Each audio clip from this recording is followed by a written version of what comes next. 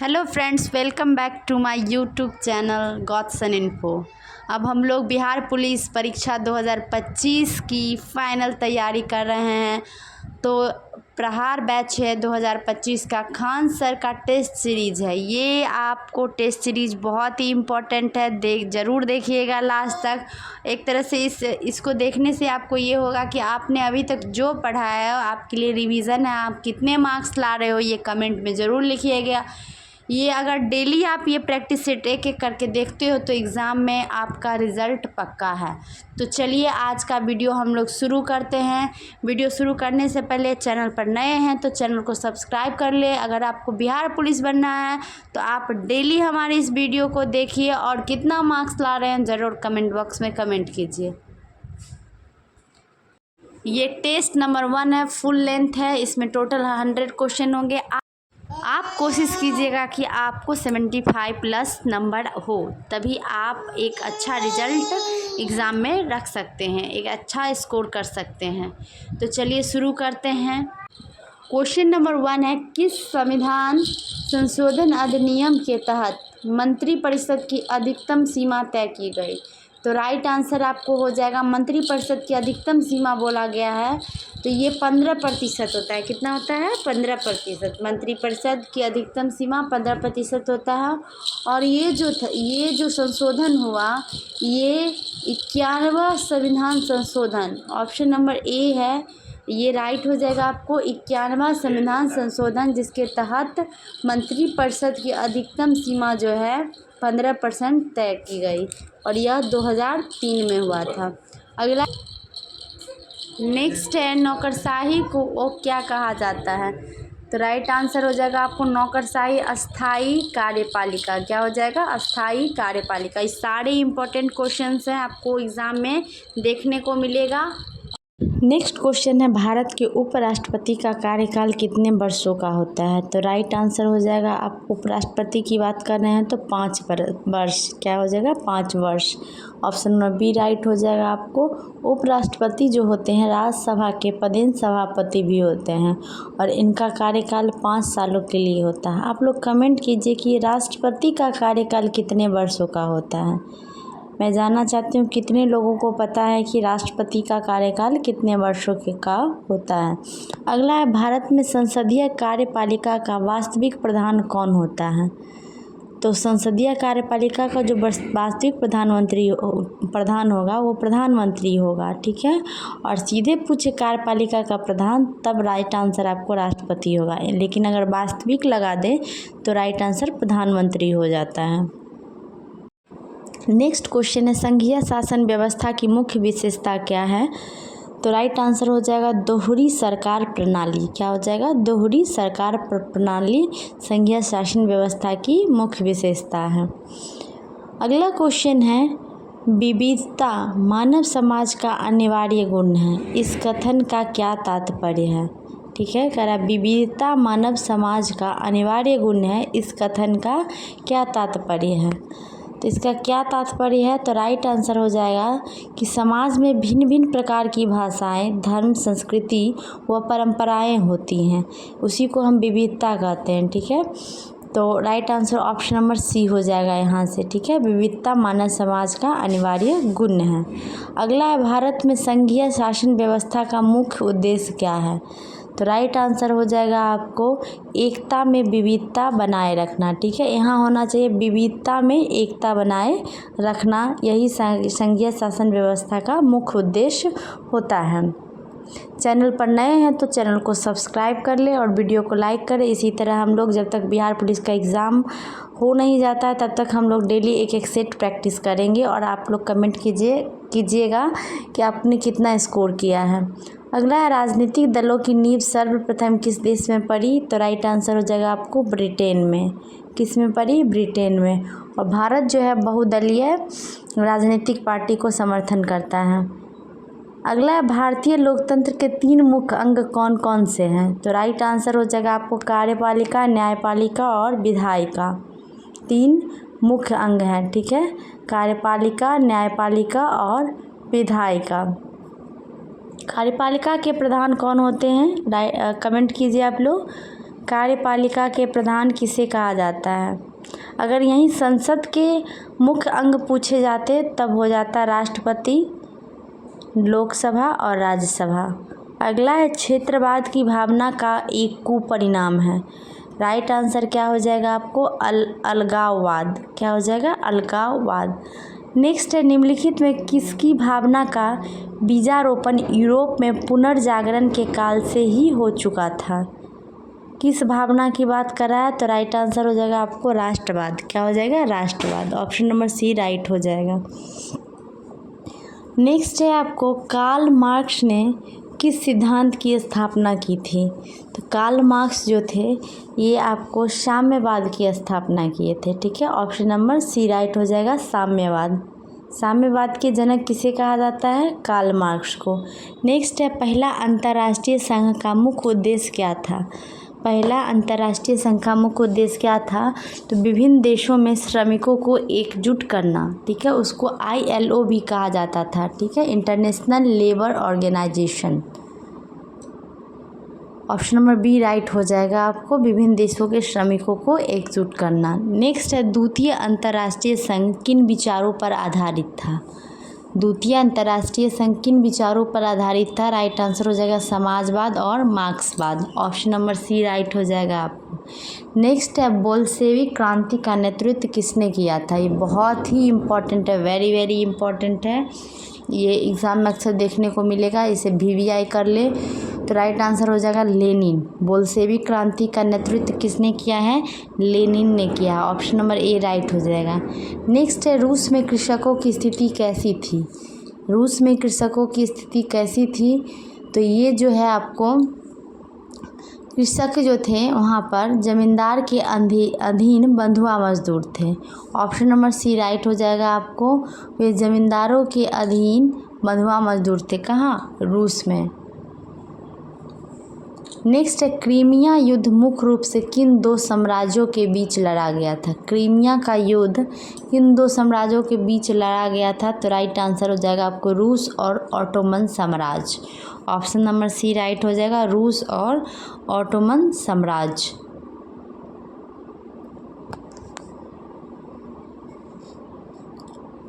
कब लड़ा गया था क्रीमिया का युद्ध? तो 1816 में लड़ा गया था।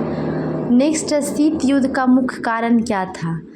शीत युद्ध का मुख्य कारण क्या था? तो राइट आंसर आपको हो जाएगा पूंजीवाद और साम्यवाद की वैचारिक टकराव। अगर आपको ये वीडियो स्लो लग रहा है तो आप डबल स्पीड में देख सकते हो। मैं इसलिए स्लो कर रही हूँ कि आपको इतना देर सोचने को मिले, आप उस क्वेश्चन को इतना टाइम दो कि एग्ज़ाम में आपके माइंड में क्लिक कर जाए क्वेश्चंस। ठीक है, अगला है आपको लेनिन की मृत्यु के समय सोवियत संघ में कौन कौन से नेता प्रमुख उत्तराधिकारी के दावेदार थे? लेनिन के मृत्यु के समय सोवियत संघ में कौन कौन नेता प्रमुख उत्तराधिकारी के दावेदार थे? तो ट्राटस्की और स्टालिन। ऑप्शन नंबर ए हो जाएगा ट्राटस्की और स्टालिन। ये क्वेश्चंस आपको बिहार दरोगा में पूछा जा चुका है। अगला लाल सेना का गठन किसने किया था? तो ये लियोन ट्राटस्की ने किया था। ऑप्शन नंबर सी राइट हो जाएगा, लियोन ट्राटस्की। ठीक है, 1918-19 में लाल सेना का गठन किया गया था लियोन ट्राटस्की के द्वारा। नेक्स्ट है पंचायत समिति बिहार में पंचायती राज व्यवस्था का कौन सा स्तर है? तो राइट आंसर हो जाएगा आपको मध्य स्तर। कौन सा हो जाएगा? ऑप्शन नंबर बी राइट हो जाएगा, मध्य स्तर। पंचायत समिति बिहार में पंचायती राज व्यवस्था का मध्य स्तर है। ठीक है, कमेंट कीजिए जो पंचायती राज व्यवस्था है उसका सबसे पहली कौन सी कमेटी के द्वारा सिफारिश की गई थी? कौन सी कमेटी के द्वारा सिफारिश की गई थी पंचायती राज व्यवस्था को? अगला है बिहार में नगरों एवं कस्बों में स्थानीय स्वशासन का इतिहास किस ग्रंथ में वर्णित है? बिहार में नगरों एवं कस्बों में स्थानीय स्वशासन का इतिहास किस ग्रंथ में वर्णित है? तो मनुस्मृति और महाभारत। ऑप्शन नंबर बी आपको राइट हो जाएगा दोस्तों, मनुस्मृति और महाभारत। आप हमारे प्ले लिस्ट में जाके पिछले जो बिहार पुलिस में जो भी प्रीवियस ईयर क्वेश्चंस पूछे गए हैं उसको भी देख सकते हैं। आपके लिए प्रीवियस ईयर का क्वेश्चंस बहुत ही इम्पॉर्टेंट हो जाता है। क्वेश्चन है, संपूर्ण क्रांति आंदोलन किस राज्य से प्रारंभ हुआ था? तो राइट आंसर हो जाएगा बिहार। ठीक है, बिहार में जयप्रकाश नारायण के द्वारा किया गया था 1974 में संपूर्ण क्रांति आंदोलन।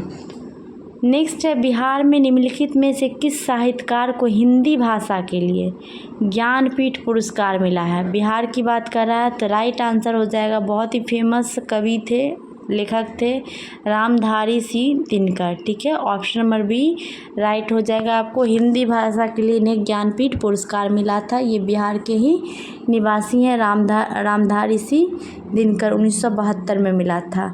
अगला, बिहार आधिकारिक भाषा विभाग द्वारा मंडन मिश्र पुरस्कार किस क्षेत्र में दिया जाता है? राइट आंसर हो जाएगा धर्म और दर्शन शास्त्र। किसके लिए? धर्म और दर्शन शास्त्र के लिए दिया जाता है। नेक्स्ट, बिहार में 1912 में लॉन टेनिस कहाँ शुरू हुआ? लॉन टेनिस की बात कर रहा है, कहाँ शुरू हुआ? तो राइट आंसर हो जाएगा पटना में। इस तरह की जो चीज़ें शुरू होती थी वो पटना में हुआ करती थी, क्योंकि मेनली उस समय पटना मुख्य केंद्र हुआ करता था। अगला है, बिहार में तुर्क शासन का युग कब शुरू हुआ था? तुर्क शासन का युग कब शुरू हुआ था? बहुत ही इम्पोर्टेंट क्वेश्चंस है। राइट आंसर हो जाएगा आपको 1203 ईस्वी में। ठीक है, ऑप्शन नंबर सी राइट हो जाएगा, 1203 ईस्वी में। वीडियो को लाइक करना ना भूलें और ये सीरीज को आप अपने दोस्तों के बीच भी शेयर करें। नेक्स्ट है, केंद्रीय उत्पाद शुल्क किस वस्तु पर लगाया जाता है? केंद्रीय उत्पाद शुल्क किस वस्तु पर लगाया जाता है? राइट आंसर हो जाएगा भारत में उत्पादित वस्तुओं पर। ऑप्शन नंबर सी राइट हो जाएगा, भारत में उत्पादित वस्तुओं पर। नेक्स्ट है, इंपीरियल बैंक ऑफ इंडिया का गठन किन बैंकों के विलय से हुआ था? इंपीरियल बैंक ऑफ इंडिया का गठन किन बैंकों के विलय से हुआ था? राइट आंसर हो जाएगा bank of Madras, bank of Bombay और बैंक ऑफ बंगाल। ठीक है, ऑप्शन नंबर बी हो जाएगा राइट। नेक्स्ट, निम्नलिखित में से किसे भारत में जलवायु परिवर्तन से संबंधित परियोजनाओं के लिए राष्ट्रीय कार्यान्वयन इकाई के रूप में ग्रीन क्लाइमेट फंड द्वारा मान्यता प्राप्त हुई है? राइट आंसर हो जाएगा आपको नाबार्ड। आप लोग का देखते हैं कितना रिवीजन हो चुका है, कितनी पढ़ाई हो चुकी है। आप लोग कमेंट में फटाक से नाबार्ड का फुल फॉर्म कमेंट कीजिए। 1982 में इसका गठन किया गया था। नेक्स्ट है, मानव पूंजी से क्या अभिप्राय है? राइट आंसर हो जाएगा इंसानों में निवेश जैसे शिक्षा, स्वास्थ्य आदि मानव पूंजी का अभिप्राय होता है। नेक्स्ट है, निम्नलिखित में से कौन खाद्यान्न के स्रोत हैं?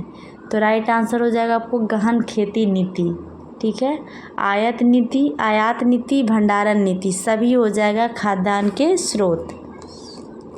नेक्स्ट है, प्रायद्वीपीय भारत का पठार किस प्रकार का भू आकृतिक स्वरूप है? राइट आंसर हो जाएगा इसका प्राचीन कठोर सील चट्टानों से बना हुआ। ठीक है, ऑप्शन नंबर सी राइट हो जाएगा। जो प्रायद्वीपीय भारत का पठार है वो प्राचीन कठोर सील चट्टानों से बना हुआ है। ठीक है, चलिए अगला क्वेश्चन है, सिंधु गंगा ब्रह्मपुत्र मैदान किस प्रकार का मैदान है? सिंधु गंगा ब्रह्मपुत्र मैदान किस प्रकार का मैदान है? तो ये जो है आपको जलोढ़ मृदा का मैदान है। ठीक है, ऑप्शन नंबर सी राइट हो जाएगा आपको जलोढ़। अगला प्रश्न है, मध्य उच्च भूमि का प्रमुख भाग कौन सा पठार है? मध्य उच्च भूमि का प्रमुख भाग कौन सा पठार है? तो ये आपको हो जाएगा राइट आंसर मालवा का पठार। क्या हो जाएगा? मालवा का पठार। Option number B right answer हो जाएगा मालवा का पठार। अगला है, सतपुड़ा पर्वतमाला के दक्षिण में निम्नलिखित में कौन सी घाटी स्थित है? तो सतपुड़ा पर्वतमाला की बात कर रहे हैं तो ऑप्शन नंबर बी राइट हो जाएगा ताप्ती घाटी। दोस्तों कौन सी घाटी हो जाएगी? ताप्ती घाटी। अगला है, भारत का सबसे प्राचीन भूखंड है। भारत का सबसे प्राचीन पुराना भूखंड जो है वो आपको प्रायद्वीपीय पठार है। ठीक है, ऑप्शन नंबर ए राइट हो जाएगा, प्रायद्वीपीय पठार।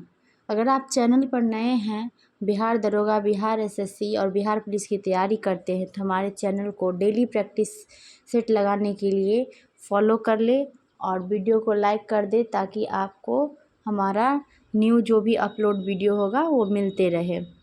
अगला है, प्रारंभिक समय में संपूर्ण भूभाग एक ही महाद्वीप में था, जिसे कहा जाता है, उसे क्या कहा जाता था? तो पेंजिया कहा जाता था। ऑप्शन नंबर सी राइट हो जाएगा, पेंजिया। पहले जितने भी भूभाग थे, ठीक है, दुनिया का जो भू आकृति है सब एक ही महाद्वीप में था, जिसे पेंजिया कहते हैं। बाद में वो अलग अलग 2 भागों में टूट गया। ठीक है, तो ऑप्शन नंबर सी राइट हो जाएगा। अगला है, जैव विविधता सम्मेलन 2024 का आयोजन किस देश में हुआ? जैव विविधता सम्मेलन 2024 का आयोजन किस देश में हुआ? तो Colombia. Option number C right हो जाएगा आपको, कोलंबिया। ठीक है, COP16। अगला है, गांधी सागर वन्य जीव अभयारण्य किस राज्य में स्थित है? गांधी सागर की बात कर रहे हैं, तो राइट आंसर हो जाएगा Madhya Pradesh. Option number B right हो जाएगा आपको, मध्य प्रदेश। ये सब स्टैटिक जीके के क्वेश्चन हैं, ये आपको देखने को मिलेंगे और सीधे सीधे आपको ये नंबर जो होते हैं स्टैटिक जीके, डायरेक्ट नंबर आपको एग्ज़ाम में स्कोर करने में हेल्प करते हैं। ठीक है, गांधी सागर वन्य जीव अभयारण्य कहाँ है? तो मध्य प्रदेश में है। अगला है, हाल ही में हुए त्रिपुरा शांति समझौता किन 2 पक्षों के बीच हुआ था? जो त्रिपुरा समझौता है वो किन 2 पक्षों के बीच हुआ? तो भारत सरकार और national liberation front of Tripura व all in Tripura tiger force के बीच में हुआ है। ठीक है, ऑप्शन नंबर सी राइट हो जाएगा। अगला क्वेश्चन है, 16वें वित्त आयोग के अध्यक्ष कौन नियुक्त किए गए हैं? तो राइट आंसर हो जाएगा आपको अरविंद पनगढ़िया। ठीक है, ऑप्शन नंबर ए राइट हो जाएगा, अरविंद पनगढ़िया। ये नीति आयोग के उपाध्यक्ष भी रह चुके हैं। 16वां वित्त आयोग के अध्यक्ष, ये बहुत ही इंपॉर्टेंट क्वेश्चन है, जो कि अरविंद पनगढ़िया हैं। अगला है, किस देश ने पहला महिला T20 विश्व कप 2024 का खिताब जीता है? T20 विश्व कप की बात कर रहा है, तो राइट आंसर आपको हो जाएगा महिला T20 विश्व कप 2024, तो ये न्यूजीलैंड हो जाएगा। ऑप्शन नंबर डी राइट हो जाएगा आपको, न्यूजीलैंड। अगला क्वेश्चन है, ऑपरेशन मर्यादा किस राज्य में शुरू किया गया है? इस तरह के क्वेश्चन पूछे जाते हैं, जो करंट अफेयर पे आप ध्यान देते रहिएगा कि जो भी नए स्कीम निकलते हैं उनके राज्य संबंधित राज्य से प्रश्न पूछे जाते हैं। तो ऑपरेशन मर्यादा जो है उत्तराखंड में शुरू किए गए हैं। अगला क्वेश्चन है, बांधवगढ़ राष्ट्रीय उद्यान किस राज्य में स्थित है? तो बांधवगढ़ जो है आपको ये मध्य प्रदेश में हो जाएगा। कहाँ हो जाएगा? मध्य प्रदेश में। ऑप्शन नंबर ए राइट हो जाएगा आपको, मध्य प्रदेश। ये वीडियो अपने दोस्तों के बीच भी ज़रूर शेयर करें। प्रीवियस ईयर क्वेश्चंस को मैं बार बार बोलती हूँ, आप प्रीवियस ईयर क्वेश्चंस पर फोकस कीजिए। अगर आप नहीं भी पढ़े हैं तो 50% क्वेश्चन प्रीवियस ईयर से उठा के हूबहू दे दिए जाते हैं। तो हमारे प्लेलिस्ट में जाके previous year question Bihar police का ज़रूर आप बनाएं। नेक्स्ट, स्मॉल इज़ ब्यूटीफुल के लेखक हैं। तो स्मॉल इज़ ब्यूटीफुल के लेखक हैं एर्नेस्ट शूमाकर। कौन हो जाएगा? Earnest Schumacher. अगला क्वेश्चन है, कोणार्क नृत्य उत्सव भारत के किस राज्य में मनाया जाता है? तो कोणार्क मंदिर कहाँ है? तो कोणार्क मंदिर आपको उड़ीसा में है। तो कोणार्क नृत्य उत्सव भी कहाँ मनाया जाएगा? तो उड़ीसा में मनाया जाएगा। ठीक है, तो ऑप्शन नंबर सी राइट हो जाएगा आपको, उड़ीसा। ठीक है, उड़ीसा की राजधानी कहाँ है? ये कमेंट करें आप लोग, उड़ीसा की राजधानी कहाँ है? अगला क्वेश्चन है, राजाजी नेशनल पार्क किस राज्य में स्थित है? राजाजी नेशनल पार्क किस राज्य में स्थित है? तो राइट आंसर हो जाएगा आपको उत्तराखंड। ठीक है, फूलों की घाटी भी किसे कहा जाता है? उत्तराखंड को कहा जाता है। अगला क्वेश्चन है, हाल ही में भारतीय सेना और पुनीत बालन ग्रुप ने संयुक्त रूप से मिलकर कहाँ पर संविधान उद्यान गार्डन स्थापित किया है? तो राइट आंसर हो जाएगा आपको भारतीय सेना और पुनीत बालन ग्रुप ने, तो पुणे हो जाएगा। ऑप्शन नंबर डी राइट हो जाएगा। अगला क्वेश्चन है पेमा खांडू, ठीक है। पेमा खांडू हाल ही में किस पूर्वोत्तर राज्य के मुख्यमंत्री बने हैं? तो पेमा खांडू जो है आपको ये अरुणाचल प्रदेश के मुख्यमंत्री बने हैं। ऑप्शन नंबर ए राइट हो जाएगा आपको, अरुणाचल प्रदेश। अगला क्वेश्चन है भारत के किस राज्य में नटंजलि उत्सव मनाया जाता है? कौन सा उत्सव? ध्यान दीजिएगा उत्सव के नाम, नटंजलि उत्सव। तो राइट आंसर आपको हो जाएगा ऑप्शन नंबर बी, ठीक है, तमिलनाडु। नटंजलि उत्सव कहाँ मनाया जाता है? तमिलनाडु में मनाया जाता है। अगला क्वेश्चन है फोर्ब्स की 2024 की दुनिया की सबसे अमीर महिलाओं की सूची में कौन सी भारतीय महिला शामिल है? भारतीय महिला की बात कर रहा है, अमीर महिला, भारतीय महिला, तो राइट आंसर हो जाएगा सावित्री जिंदल। क्या हो जाएगा? सावित्री जिंदल। अगला क्वेश्चन है पृथ्वी पर वस्तुओं का भार किस कारण होता है? तो वस्तुओं का जो भार होता है उनके किसके कारण होता है? ऑप्शन नंबर सी यहाँ राइट हो जाएगा आपको, गुरुत्वाकर्षण बल के कारण, ठीक है। ऑप्शन नंबर सी राइट हो जाएगा आपको, गुरुत्वाकर्षण बल, ठीक है। गुरुत्वाकर्षण चंद्रमा का जो गुरुत्वाकर्षण बल है वो पृथ्वी का 1/6 पार्ट है। अगला विद्युत चुंबकीय बल किसके बीच कार्य करता है? जो विद्युत चुंबकीय बल किसके बीच कार्य करता है? तो सभी प्रकार के आवेशों के बीच जो चार्ज होते हैं उनके बीच विद्युत चुंबकीय बल कार्य करता है। ऑप्शन नंबर सी राइट हो जाएगा। अगला क्वेश्चन है वस्तु की यात्रा की अवधि में चली गई कुल पथ लंबाई एवं इसमें लगे समय के भागफल को क्या कहते हैं? आराम से समझिए, वस्तु की यात्रा की अवधि में चली गई कुल पथ लंबाई, इसमें लगे समय के भागफल को हम औसत चाल कहते हैं। क्या कहते हैं? औसत। बिना क्वथनांक तक पहुँचे किसी द्रव का गैस में बदल जाना क्या कहलाता है? यहाँ सब साइंस के क्वेश्चन शुरू हो गए। साइंस अक्सर जो है रिपीटेड क्वेश्चंस होते हैं, तो अच्छे से देखिएगा। साइंस का नोट्स नहीं भी पढ़े तो क्वेश्चन करने से आपका सही होने का चांस रहता है, ठीक है। तो ऑप्शन नंबर बी राइट हो जाएगा आपको, वाष्पीकरण। अगला प्लाज्मा क्या है? प्लाज्मा क्या है? तो पदार्थ की क्या है? एक आयनीकृत गैस अवस्था है, ठीक है। ऑप्शन नंबर डी राइट हो जाएगा, पदार्थ की एक आयनीकृत गैस अवस्था है। अगला क्वेश्चन है बर्फीले जल से भरे गिलास की बाहरी सतह पर जल की बूंदें क्यों नज़र आती हैं? बर्फीले जल से भरे गिलास की बाहरी सतह पर जल की बूंदें क्यों नज़र आती है?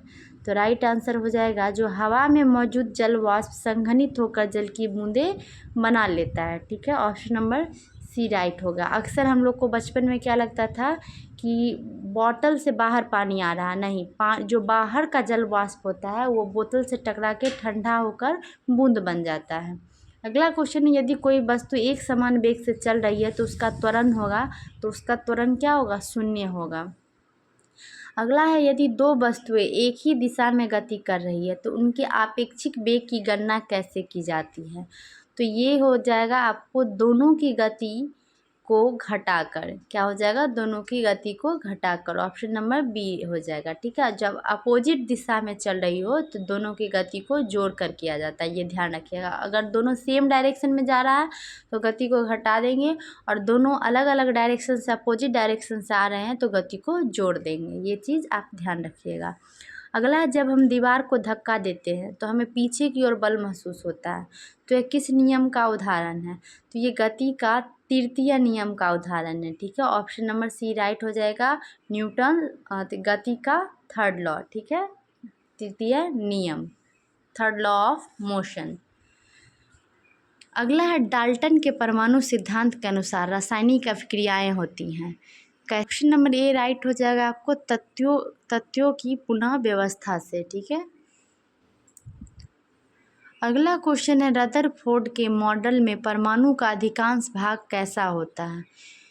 तो रदरफोर्ड के जो मॉडल था उसमें परमाणु का अधिकांश भाग जो था आपको रिक्त था, ठीक है। ऑप्शन नंबर सी हो जाएगा, रिक्त। अगला है अल्बर्ट आइंस्टीन को विज्ञान की किस शाखा में विशेष योगदान के लिए जाना जाता है? तो अल्बर्ट आइंस्टीन को सबसे ज़्यादा जो है ये भौतिकी के लिए जाना जाता है। ऑप्शन नंबर बी राइट हो जाएगा, फिजिक्स। भौतिकी को इंग्लिश में क्या कहते हैं? फिजिक्स कहते हैं।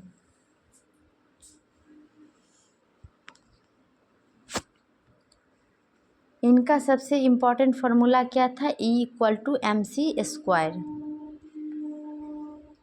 अगला है प्रिज्म में सफ़ेद प्रकाश का कौन सा रंग सबसे अधिक विचलित होता है? तो सबसे अधिक विचलित जो होगा वो बैगनी रंग होगा। कौन सा होगा? बैगनी। ऑप्शन नंबर सी राइट हो जाएगा, बैगनी। और सबसे कम विचलित पूछे तो वो लाल होगा। इसलिए लाल रंग का यूज जो है ट्रैफिक सिग्नल में किया जाता है, क्योंकि ये ज़्यादा विचलित नहीं होता है। अगला है धोने का सोडा किस प्रकार का लवण है? धोने का सोडा जो होता है सोडियम कार्बोनेट Na2CO3। इसका केमिकल फार्मूला याद रखिएगा, Na2CO3। इसका किस प्रकार का लवण होता है? तो ये क्षारीय लवण है। ऑप्शन नंबर बी राइट हो जाएगा। अगला है तनुकरण का अर्थ क्या है? तनुकरण का अर्थ क्या है? तनुकरण मतलब होता है विलयन में अधिक विलायक, जैसे जल मिलाकर सांद्रता घटा देना, ठीक है, पतला घोल बना देना, उसी को हम तनु कहते हैं। अगला है समताप मंडल में किस गैस की कमी को प्रदूषण माना जाता है? तो राइट आंसर हो जाएगा आपको ओजोन, ठीक है। ओजोन का केमिकल फॉर्मूला क्या होता है? O3 होता है। अगला क्वेश्चन है 70 नंबर क्वेश्चन। आप ज़रूर लास्ट में कमेंट कीजिएगा आपने कितना स्कोर किया है। वायुमंडल में सल्फर डाइऑक्साइड SO2 तथा नाइट्रस ऑक्साइड NO2 के उत्सर्जन को कम करके निम्नलिखित में से किसे कम किया जा सकता है? तो राइट आंसर हो जाएगा ऑप्शन नंबर सी अम्ल वर्षा, ठीक है। एसिड रेन को हम कम कर सकते हैं वायुमंडल में SO2 तथा NO2 के उत्सर्जन को कम करके। अगला क्वेश्चन है रदरफोर्ड का अल्फा कण प्रकीर्णन प्रयोग किसकी खोज के लिए उत्तरदायी था? तो राइट आंसर हो जाएगा आपको परमाणु केंद्रक। क्या हो जाएगा? परमाणु केंद्रक। Option number A. अगला क्वेश्चन है किस वैज्ञानिक ने परमाणु के अंदर न्यूट्रॉन की उपस्थिति की खोज की थी? तो न्यूट्रॉन की उपस्थिति किसने खोज की थी? तो जेम्स चैडविक। किसने की थी? जेम्स चैडविक 1932 में, ठीक है। और ये कैसा होता है न्यूट्रॉन? उदासीन होता है। अगला है एस्केलमिंथीज प्राणियों को गोल कृमि क्यों कहा जाता है? गोल कृमि क्यों कहा जाता है? क्योंकि इनके शरीर का अनुप्रस्थ काट कैसा होता है? गोल होता है। ऑप्शन नंबर सी राइट हो जाएगा आपको। अगला क्वेश्चन है एनेलिडा संघ के प्राणियों की प्रमुख विशेषता क्या है? एनेलिडा संघ के प्राणियों की प्रमुख विशेषता क्या है? खंडित शरीर। क्या होगा? खंडित शरीर। अगला क्वेश्चन है लीवरवॉर्ट पौधों का शरीर मुख्यतः कैसा होता है? लीवरवॉर्ट पौधों का शरीर मुख्यतः कैसा होता है? तो राइट आंसर हो जाएगा आपको थैलस के रूप में। ऑप्शन नंबर बी राइट हो जाएगा दोस्तों, थैलस के रूप में। लीवरवॉर्ट पौधों का शरीर मुख्यतः कैसा होता है? थैलस के रूप में, ठीक है। आप जब भी फ्री बैठो तो थोड़ा बहुत क्वेश्चंस देखते रहो वीडियो के माध्यम से। जो हम देखते हैं ना वो हमें एग्ज़ाम में याद रहता है। अगला है शैवाल किस प्रकार के पौधे होते हैं? तो शैवाल जो है सरल थैलस युक्त स्वपोषी पौधे होते हैं, ठीक है। अपना भोजन यह खुद बनाते हैं, इसलिए हम इसे स्वपोषी पौधे कहते हैं शैवाल को। अगला है निम्न में से कौन से समूहों में केवल जैव निम्नीकरणीय पदार्थ है? तो जैव निम्नीकरणीय मतलब जो सड़ गल जाते हैं, तो ये हो जाएगा आपको फलों के छिलके, सब्जियां एवं लकड़ी, ठीक है। ये इन्हें जैव निम्नीकरण वस्तुएं कहते हैं। अगला है निम्नलिखित में कौन जैव विविधता के घटक नहीं है? तो ये आपको हो जाएगा कौन नहीं है घटक? जंतु है, पौधे हैं, सूक्ष्म जीव है। मिट्टी नहीं होगा, मिट्टी में ये लोग रहते हैं, ठीक है। तो यहाँ से नहीं पूछ रहा है तो मिट्टी हो जाएगा आपको राइट आंसर, ठीक है। ये निर्जीव है, बाकी तीनों सजीव है, जंतु, पौधे और सूक्ष्म जीव। अगला है केंद्रक में पाए जाने वाले उस पदार्थ को क्या कहा जाता है जो क्षारीय रंग से रंजित हो जाता है? तो राइट आंसर क्या हो जाएगा आपको, यहाँ केंद्रक की बात कर रहा है तो क्रोमेटिन हो जाएगा। ठीक है, chromatin, option number D right हो जाएगा, क्रोमेटिन। अगला है दो समरूप त्रिभुजों, मैथ का क्वेश्चन है। ट्रायंगल RST और मतलब त्रिभुज ABC का परिमाप क्रमशः 26 सेंटीमीटर और 39 सेंटीमीटर है। यदि AB इक्वल टू 24 सेंटीमीटर है तो RS इक्वल टू पूछ रहा है, तो हम रेशियो निकालेंगे 26:39। ठीक है, 2:3 के रेशियो में निकल रहा है। तो AB अगर 24 सेंटीमीटर है, ठीक है, तो RS पूछ रहा है, तो अगर हम इस पर सॉल्व करें तो आंसर हमारा निकल के आएगा 24 सेंटीमीटर। अगर 3 24 है तो 1 8 हो जाएगा। ठीक है, तो 2 कितना होगा, 16 centimetre. Option number B right हो जाएगा आपको, 16 सेंटीमीटर। आप वीडियो को रोककर मैथ्स के क्वेश्चन सॉल्व कर सकते हैं या कहीं नोटबुक में नोट कर सकते हैं।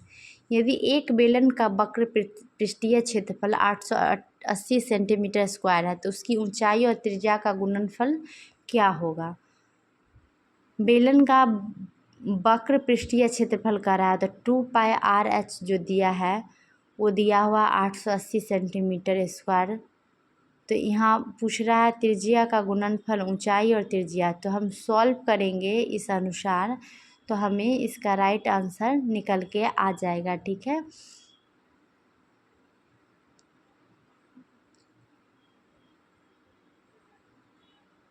एक 140 centimetre square. Option number A right हो जाएगा आपको, 140 सेंटीमीटर स्क्वायर। अगला क्वेश्चन है 12 सेंटीमीटर त्रिज्या वाले एक वृत्त के एक त्रिज्यखंड का क्षेत्रफल कितना होगा जो 7 सेंटीमीटर लंबे चाप द्वारा निर्मित हुआ है। 12 सेंटीमीटर त्रिज्या वाले वृत्त की बात कर रहा है, तो यहाँ हाफ R इंटू L हो जाएगा। ठीक है, तो उस हम जब इसे सॉल्व करेंगे तो इसका राइट आंसर जो निकल के आएगा, मैं आंसर बता दे रही हूँ, आप लोग सॉल्व कर लीजिएगा इसे।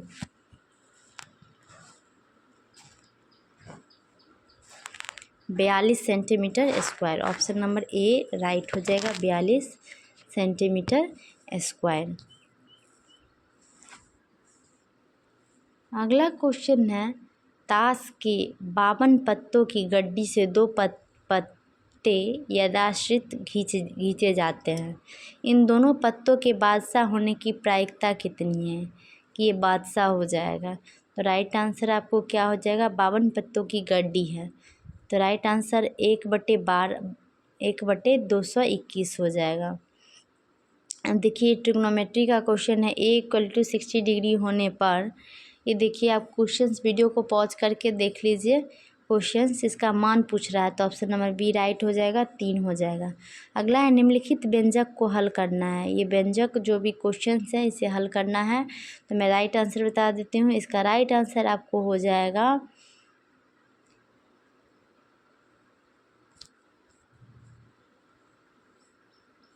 0 हो जाएगा। कितना हो जाएगा, 0 हो जाएगा। ठीक है, मैं एक बार फिर से कर रही हूँ, चैनल पर नए हैं तो चैनल को सब्सक्राइब कर लीजिए, वीडियो को दोस्तों के बीच शेयर कीजिए और डेली ये प्रैक्टिस सेट ज़रूर लगाइए और लास्ट में कमेंट कीजिए आपने कितना स्कोर किया है।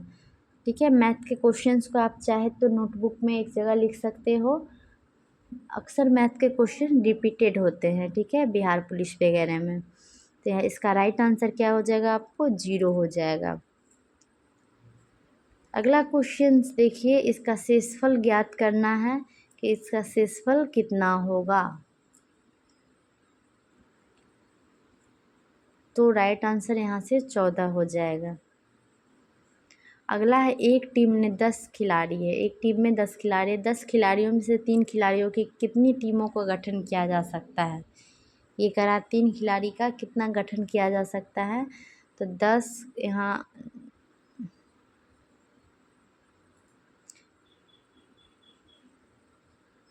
10 गुने 9 गुने 8 और नीचे हो जाएगा 3 गुने 2 गुने 1। तो जब इसको सॉल्व करेंगे तो राइट आंसर निकल के आएगा आपको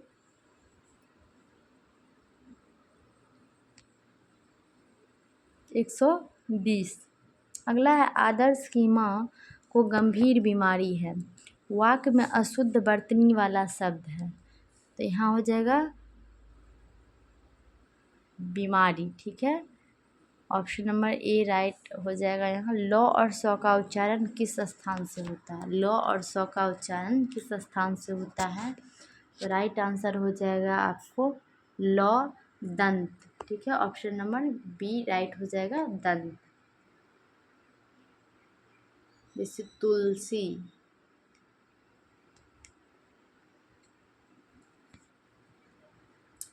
अगला क्वेश्चन है, दिए गए वाक्यांश के लिए सार्थक शब्द ज्ञात कीजिए। सार्थक शब्द ज्ञात करना है। स्त्री जो कविता लिखती है, तो इसका मतलब हो जाएगा कवित्री। ठीक है, ऑप्शन नंबर सी राइट हो जाएगा आपको कवित्री। कवित्री नहीं होता, कवित्री होता है। ठीक है, ये अक्सर लोग कंफ्यूज हो जाते हैं। कवि जैसे होता है ना, कवि लिख देते हैं, कवित्री नहीं होता है। अगला, दिए गए शब्दों में से उचित शब्द से वाक्य पूर्ण करें। वैद्य जी डैश देखकर इलाज करते हैं, तो राइट आंसर हो जाएगा नारी देखकर इलाज करते हैं। ऑप्शन नंबर डी राइट हो जाएगा नारी।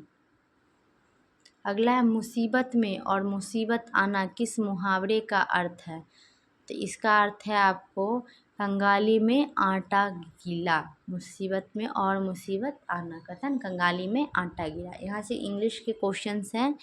करा select the most appropriative meaning of the given item. Babe in the woods, इसका मतलब होगा one who is naive and डिफेनेस।